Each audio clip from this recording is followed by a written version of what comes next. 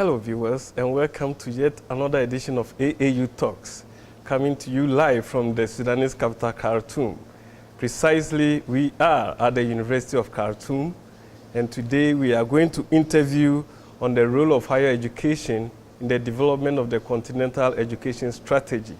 I am your sitting host. My name is Ransford Bekoe. But before I introduce my guest for today, shall we go for a very short break? Welcome to the University of Khartoum, which was set up in 1902 in Khartoum, Sudan. The university has a lot of antique buildings, and among them is the University of Khartoum Library, which is one of the oldest buildings of the university. It was set up in the early 20th century. The library has benefited from some donations, and these include the Turkish and the Japanese corners. The Turkish corner was refurbished by the Turkish Cooperation Agency, and the Japanese corner was also refurbished by the Japanese International Cooperation Agency. The main entrance of the library has two big halls, the Western Hall and the Eastern Hall. These great halls house historic collections of the university. The university library facilities include an antique conference room that is a popular destination for numerous conferences and public lectures. The library is also a repository of ancient manuscripts, photos, newspapers, and very old maps of regions, countries, and Africa. A majority of the manuscripts are in Arabic. Among the artifacts in the library are a 900-year-old Holy Quran, a 20-volume description of Egypt by Napoleon Bonaparte and a group of French scholars. There is the Sudan Almanac, which is over 100 years old, as well as a Holy Quran, which was donated by the President of the Sudanese Senate in the 1950s. University of Khartoum Library is a must-visit to the first-time visitor, as well as researchers and other academics who visit Sudan.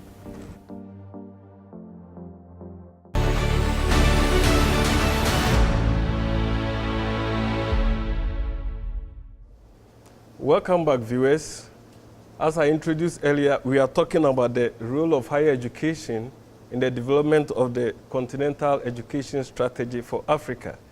And I have with me the Chief Librarian of the University of Khartoum in the name of Professor Hassan Haj Ali. Professor, welcome. Oh, welcome. Salam alaikum. Wa alaikum salam. How do you do? I'm doing fine. Okay. Welcome to the University of Khartoum.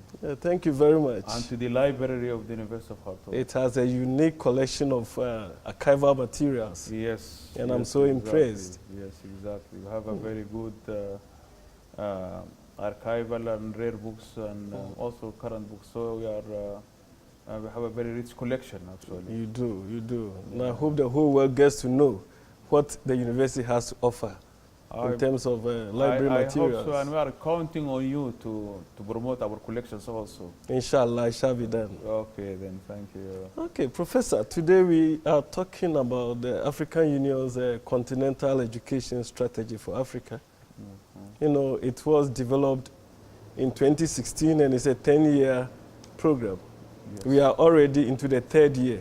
Yes. So how popular is the Continental Education Strategy?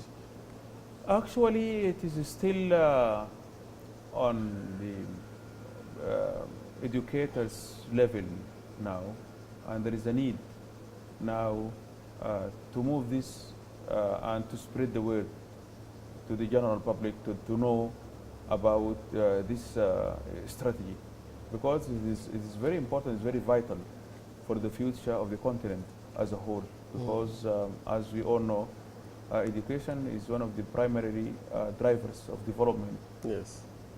We have examples from East Asia and other countries who are able to achieve development through enhancing and promoting the educational system there. Okay. But don't you have fears that 3 years into the strategy, is it not going to feel like the first and second decades of education for Africa? Because if 3 years, we are now conceptualizing how to move forward, and we have about 7 to 8 years more, are there no fears? Because it doesn't seem to be so popular. Yeah, yes, this is exactly. I think this is one of the challenges now facing this strategy, is how to move forward to the implementation stage.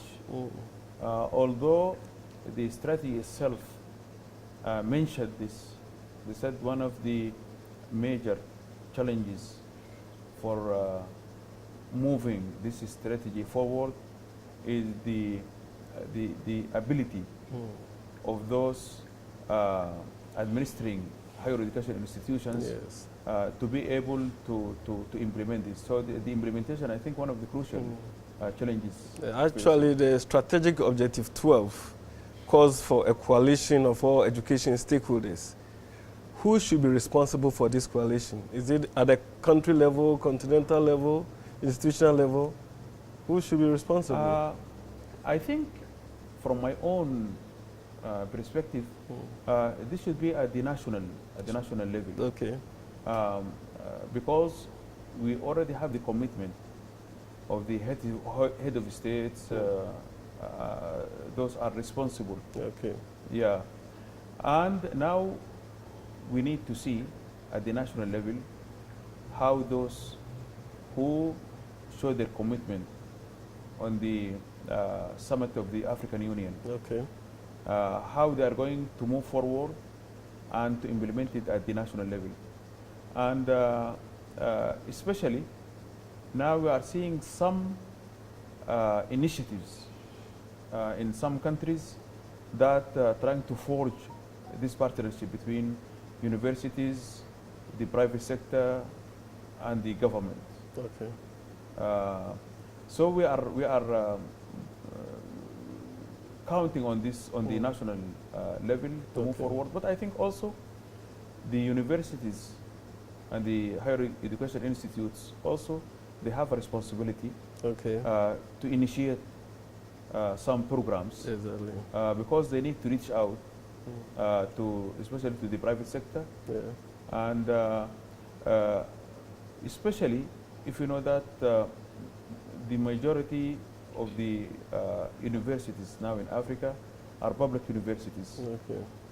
It's true now we are seeing an increasing number of private universities, but still the public sector is the largest.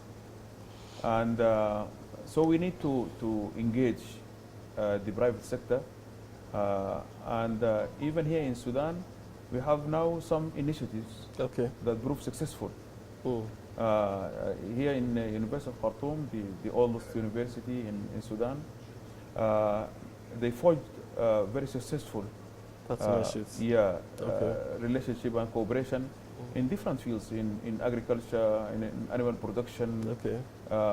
So it's proved successful, and now the university, and even actually the Ministry of Higher Education now is promoting what they call the productive university. Okay. What is that? Meaning that the university should integrate the practical side with the theoretical. Yeah. Okay. Not only to teach its students some theories, but to Have couple this. hands-on experience. Yeah. Yes. And we have some universities here. The students now go to the field, not only the classroom, Okay. but go to the field, and they're having some productive units attached Okay. to some faculties. For example, in the faculty of agriculture in some universities, they have farms and they produce products. Some universities now, they feed their students from From their the own farms. Viewers, we are talking about African Union's Continental Education Strategy for Africa that we popularly call CESA 2016-2025. It's a 10-year program. And I'm here interviewing Professor Hassan Haj Ali, the Chief Librarian of the University of Khartoum. Professor, now we will go to specific strategic objectives. We know the objectives cover from primary up to the tertiary level, but we'll pick some of the objectives. For instance, Objective 1 says revitalizing the teaching profession. So what is the role of higher education in this field? I think the higher education, they have like a double responsibility here, like a twin responsibility.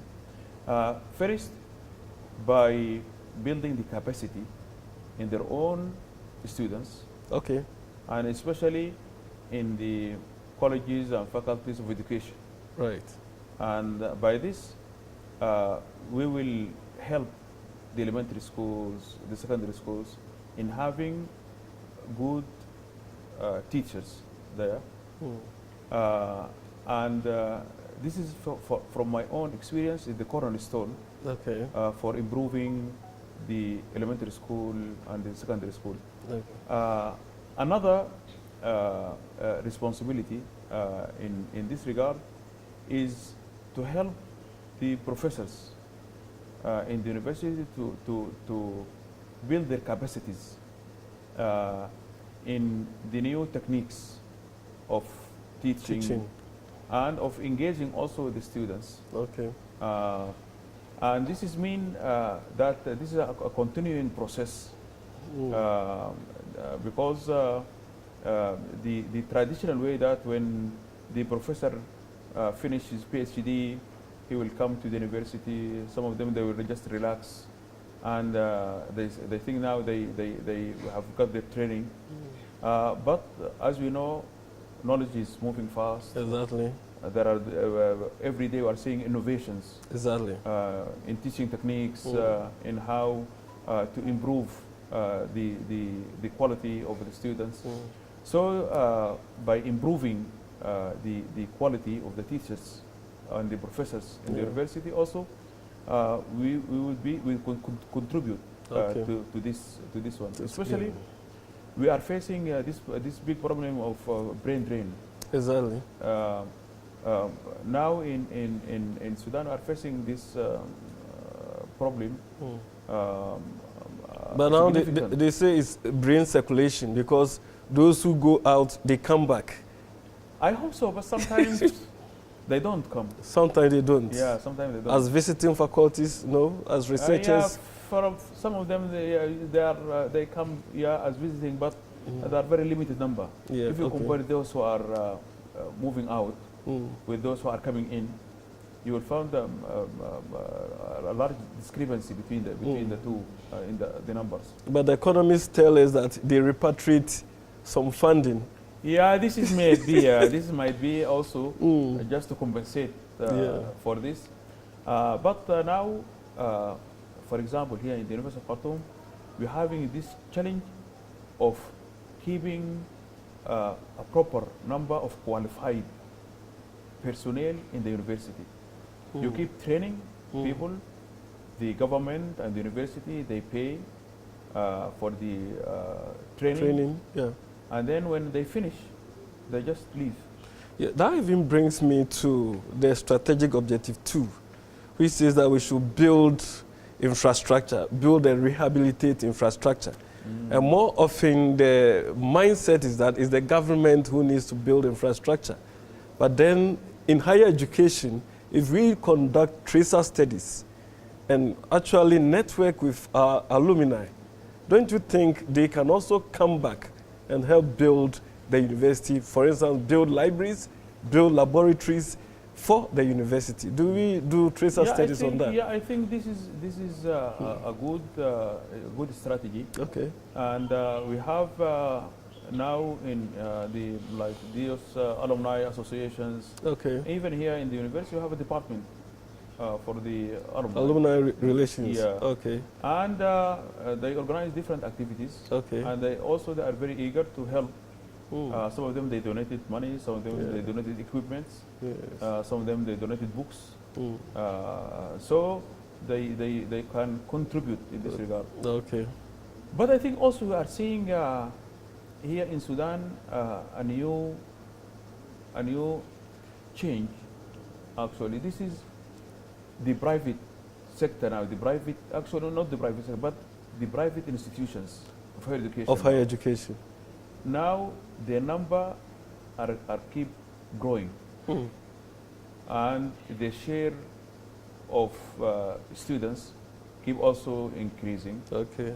And now some of those private universities, private colleges, they have very bright future because they have sufficient resources to develop their institutions, because unlike the public universities, they charge the students, they have the fees on market basis, not like the university, public universities, where they have very limited fees imposed on the students. Some of them they'll be admitted freely to the universities, and even the private universities and colleges now they are reaching outside the country.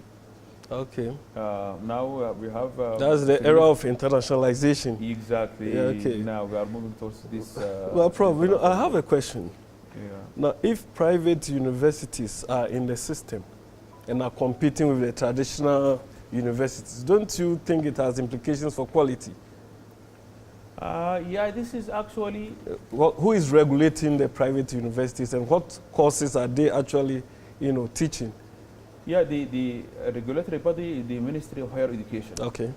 The Ministry of Higher Education, they grant the initial license for the establishment of the private university, but they keep monitoring through the annual reports. Okay. And they have different committees and commissions that monitor and visit the private universities.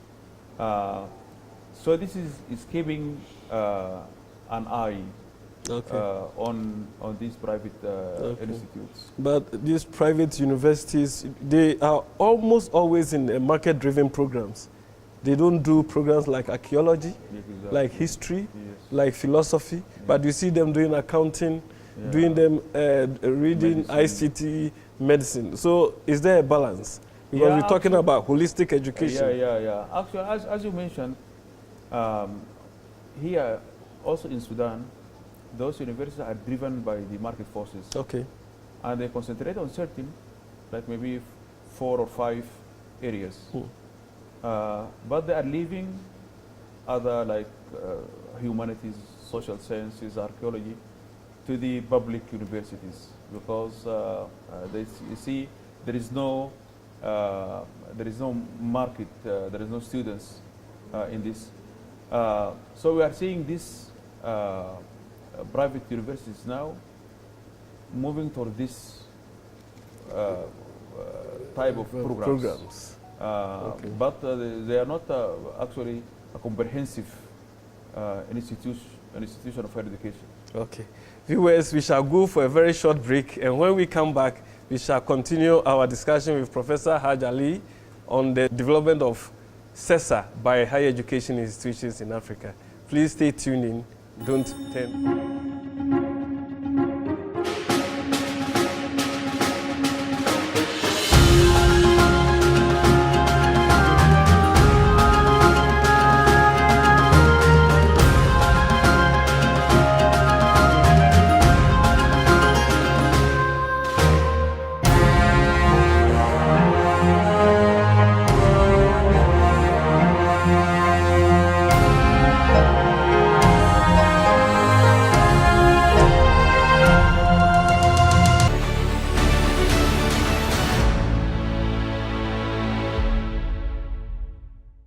Welcome back, viewers. We are in the Sudanese capital, Khartoum. Precisely, we are at the University of Khartoum, and we are now focusing on the continental education strategies under AAU talks. I have with me Professor Haj Ali, who is the Chief Librarian of University of Khartoum. Prof, you are a social scientist. Yes. Now we are going to talk strategic objective 3. That is harnessing the capacity of ICT for the continental education strategy. What is your take on that? I think this is a very also important objective. Okay. Because by this we will be able to connect a large number of education institutes in the continent. Okay. Because in the past, if you want to communicate or to engage with other universities, it's very costly and it will take time and money. Now, the ICT is accelerating the way we would be able to connect, to network Yes. with colleagues from different parts of the continent, and the colleagues from different universities, they collaborate between each other, and they share the resources between these. So if, for example, you need to have some materials, you need to log on to the Shams network, and then you will be connected to the different universities now. Okay. Precisely, let's take the University of Khartoum as an example.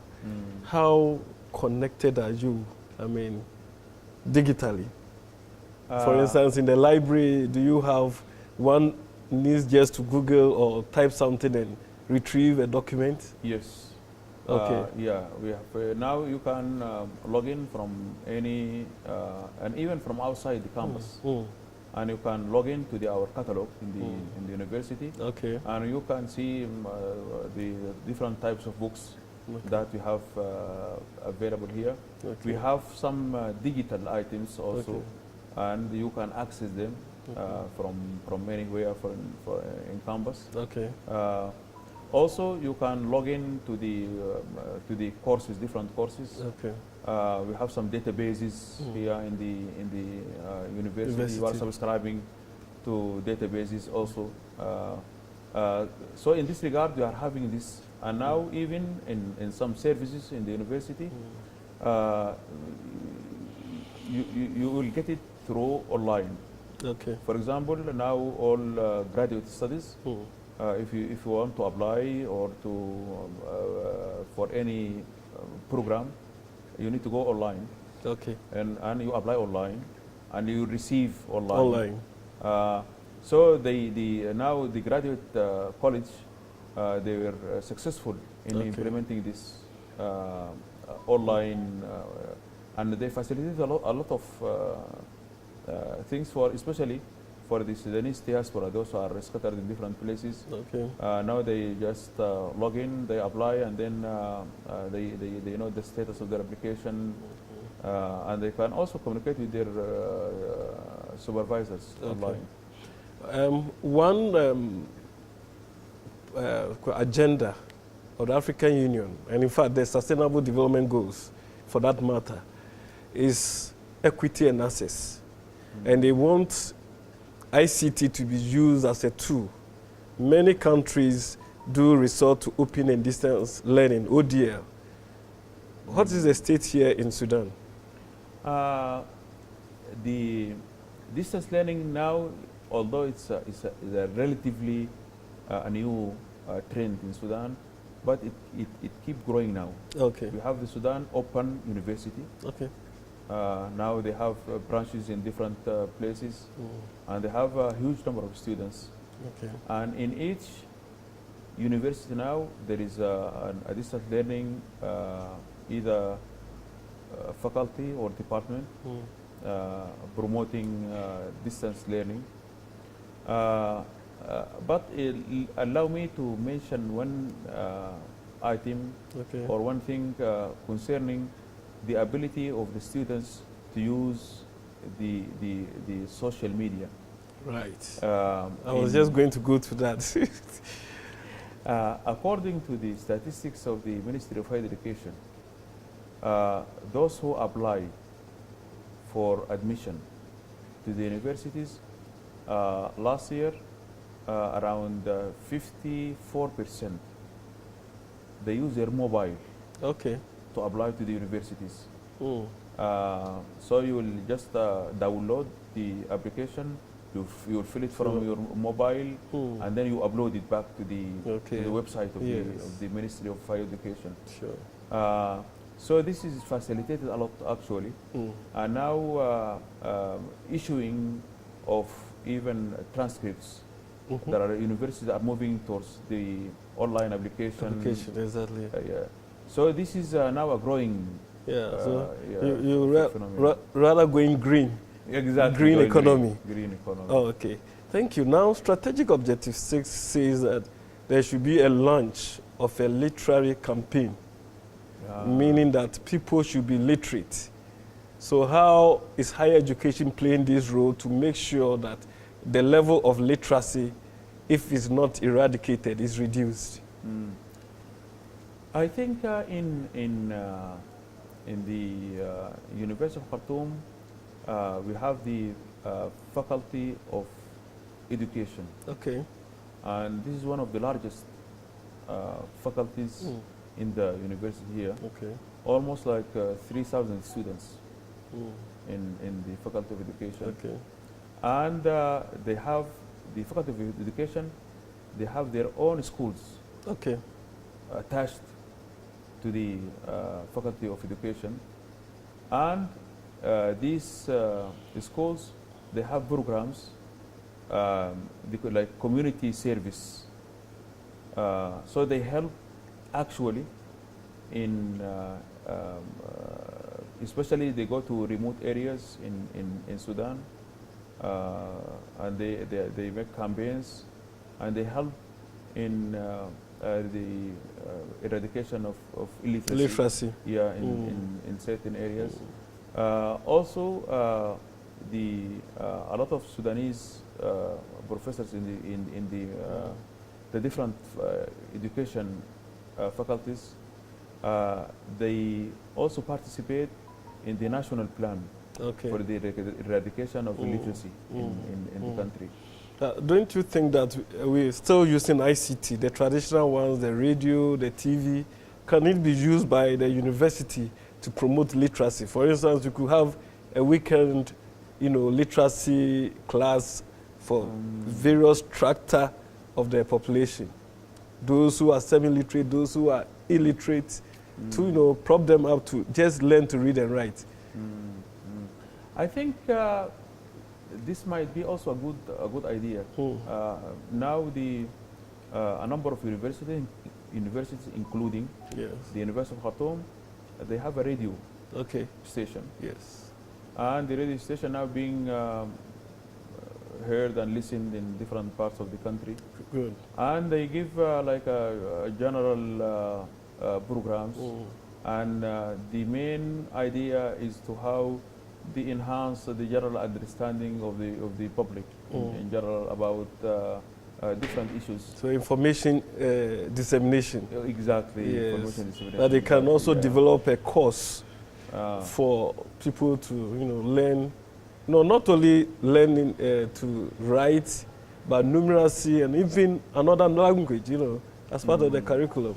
Yeah, I think I noticed in some universities we have different campuses. Okay. For example, I went to in northern Sudan called Wadi Nil University. Wadi Nil. Okay. Yeah, and they have community colleges in the small villages. And when I asked them how these different community colleges are functioning, whether they are of use to the general public, they told me this is very, have a very unique exercise. The women, when they finish their home work, after like in the middle of the day, they go to these community colleges. Perfect. And then they study and they learn different things, and some of them related to their own work or to their own home. That's a very good showcase. Yeah. Okay. So this is a very, I think, a very unique example and good example. Okay. Viewers, we're talking about the role of higher education in the development of the continental education strategy for Africa, and we are focusing on the case study of Sudan. And I am with Professor Haj Ali, who is the Chief Librarian of University of Khartoum. Professor, now we are going to specifics. The agenda, CESA 2016-2025 specifically mentioned that we should strengthen maths and science. This is broad. Do you think we are skewing our academic programs too much to mathematics and science and leaving the social sciences? Actually, our experience here in Sudan, it might be similar to other African universities. I'm not sure about this, but now the majority of those who are entering the universities, the majority, more than half, those who studied humanities and social sciences, like 55% of them. Okay. We have here, we call it the Sudanese certificate. Okay. Those who are trying to go to the universities, they stood for a national exam. Mm. So 55% of them, they studied social sciences and Okay. humanities. Now, very few, they study now mathematics. Very few. Very few. And now this is a problem now for the Sudanese now. And even when they get into the university, we have only limited number of students who are interested in pursuing mathematical studies, going to faculty of mathematical studies here in the University of Khartoum, very few. And even now the faculty of engineering, they are now also in Sudan, they are facing a challenge of attracting enough students. Still, for example, this year, those who were admitted to the faculty of engineering in different universities of Sudan, Okay. still have some vacancies. So how do we demystify the fear of maths and science? Because that's the focus of the African Union, that we need to strengthen these programs. I think probably we need to go to the elementary level. Exactly. Yeah, exactly. And try to promote and to teach our students that mathematics is not that difficult. Yeah. And also to demonstrate to them the usefulness of math. But I think the challenge here, now we are competing with the market forces. Yes. Now students, they want to go to medical institutes, medical faculties, because they will be hired immediately. They will go abroad. They find jobs outside, or they will go to the business administration. But they will be reluctant to join math, because they think this is going to be of limited value in the market later on. So how can this challenge be addressed? I think it should be a national policy. Exactly. You know, that math should be studied perhaps from basic elementary up to senior secondary or whatever. Should be compulsory. And then, like strategic objective 3, we have to harness ICT, use ICT to promote the teaching and learning of mathematics. That, to me, is one of the strategies. I don't know what the Sudanese situation is. I remember in one time in Sudan, the government, this is up to 1970s. Yes. The government used to attract best students and to encourage them to go to faculty of education. Okay. Because they think if you have good teachers, you're going to have good students. So you will start your salary the day when you enter the faculty of education. And by this, one of the best students, they join the faculty of education because you have assured of job, and even not only the job, and even your salary itself.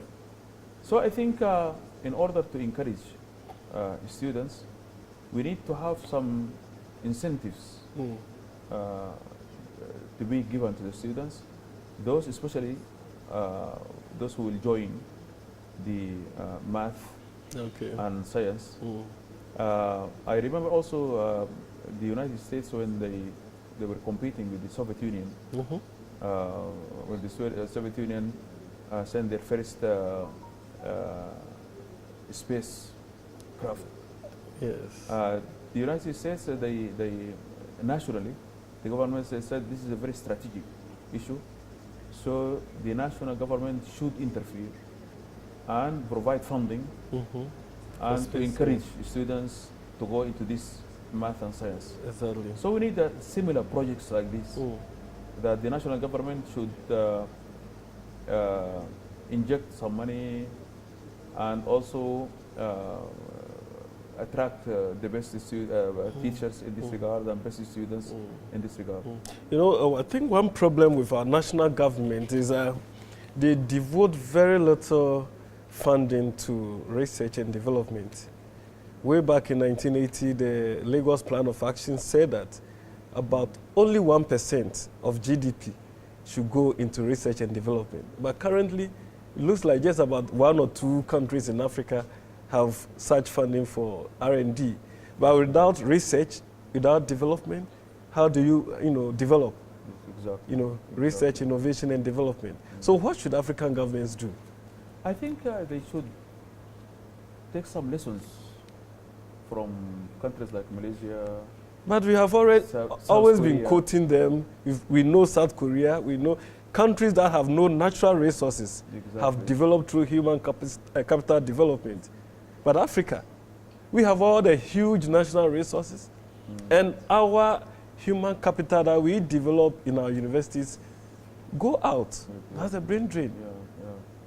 I think this is actually like a vicious Circle. circle. Exactly. But I think we need first to promote stability, security within our The countries, region. Yes.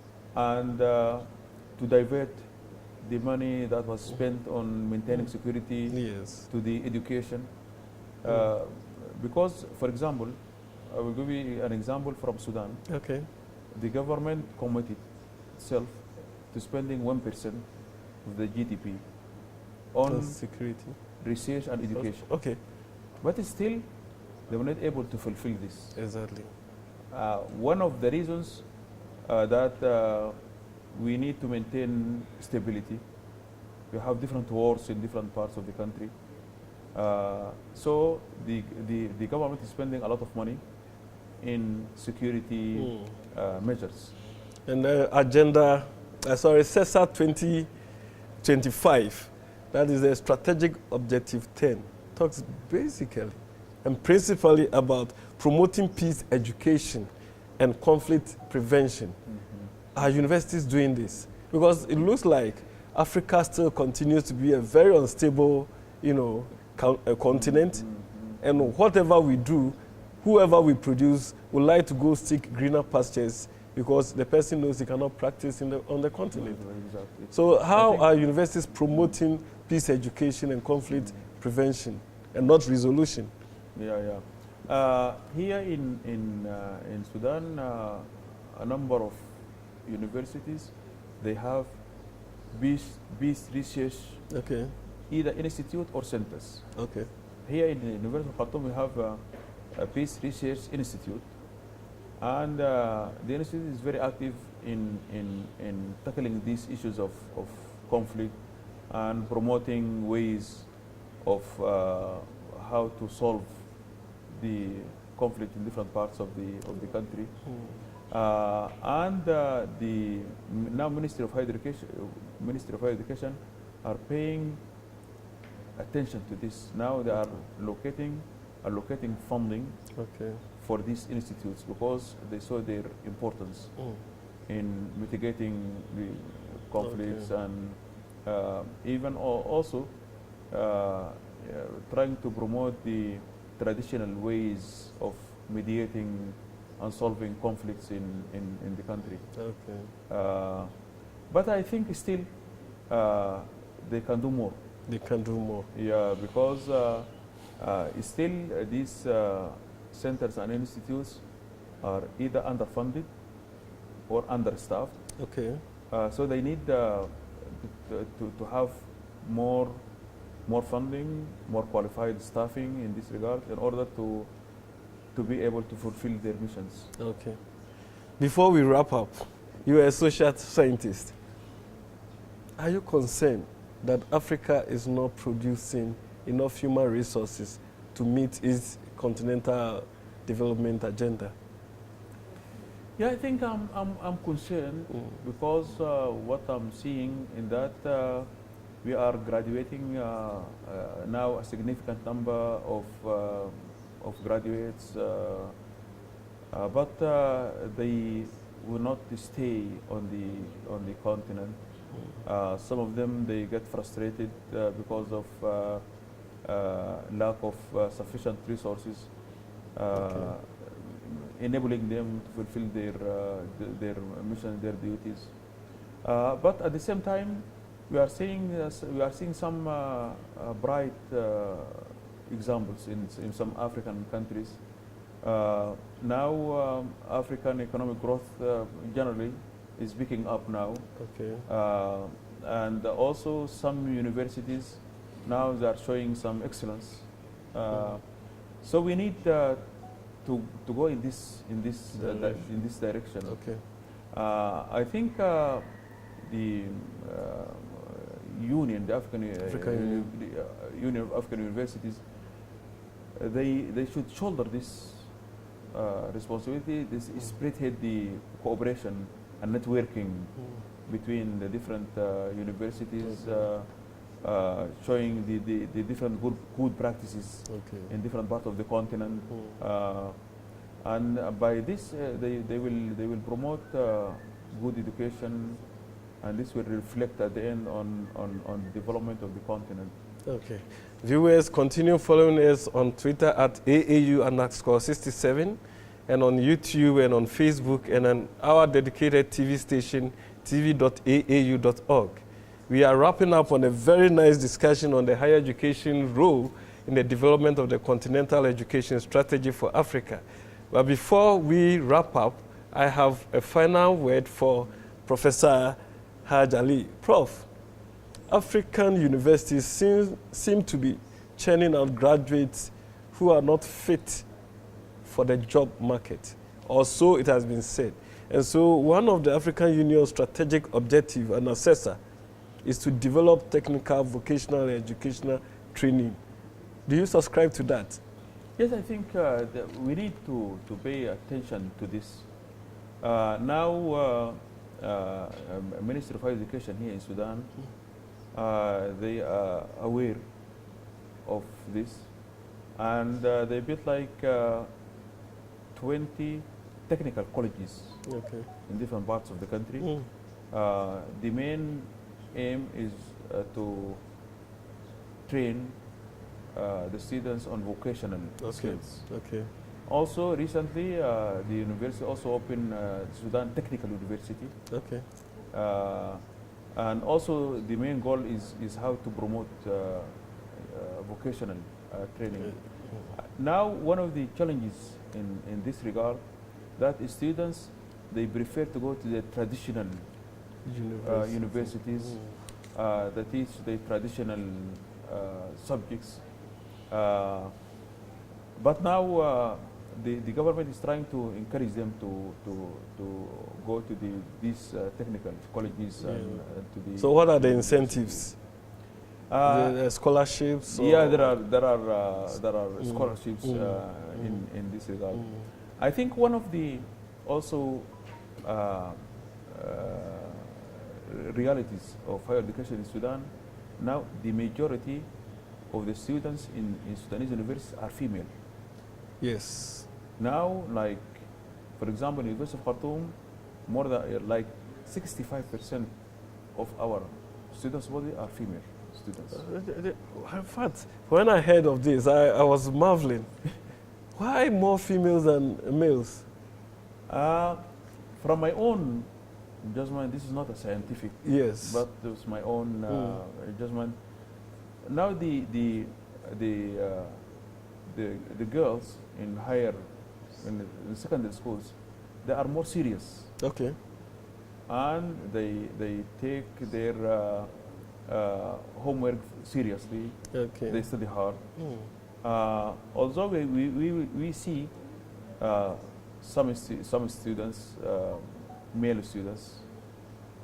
They are hard workers, but now they are being diverted to other issues. They know they need to play soccer, and they need to go to overseas to work. Yeah. They spend a lot of time chatting on social media. A lot of distractions now. Yes. But this is now the reality of the higher education in Sudan. Okay. So, finally, do you think that Africa can be able to achieve the objectives of the Continental Education Strategy by the year 2025? And they have 11 strategies, with the 12th one being coalition of education stakeholders. I don't want to be pessimistic. Okay. But I think we will not be able to achieve all these strategic objectives. But Sudan has been able to achieve gender parity and exactly. equity and equality. Exactly. And we have more females than males. Yes, this is true. Congratulations. But, this is true. But I think if we achieve like 50%, then for me this is a success. Yes. So we're going to do a yearly monitoring. They have a tool called Raka. Every year they monitor which indicator is going up, which is achieving its goal, and which is not. Well, viewers, this has been an exciting moment, a very interesting one. We've been talking to Professor Hassan Haj Ali, who is an expert, a social scientist, and who is also the chief librarian here at the University of Khartoum under AAU Talks. It's been a good moment. Professor, shukran. Oh, thank you. Afwan. Shukran. Okay. So until we come again your way with another episode of AAU Talks, please continue to tune into the Association of African Universities for other interesting programs. Thank you. Bye.